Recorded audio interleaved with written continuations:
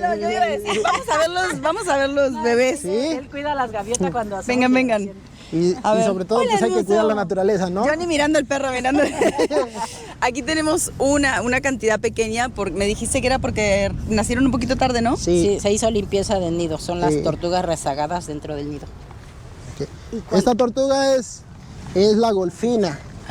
Esta es una de las 7 especies que hay en el mundo y es la más común y la más pequeña entre todas. Esta puede llegar a medir su diámetro. debería, ¿no? Nosotros no debemos. Perdón. Ah, ok. Sigue. No, su diámetro puede llegar a medir hasta los 60, 70 centímetros, lo que es el caparazón, y alcanzar un kilaje de entre los 40 y 50 kilos Ok. nada más. Y Es ellos pequeño. demoraron un poco más en salir.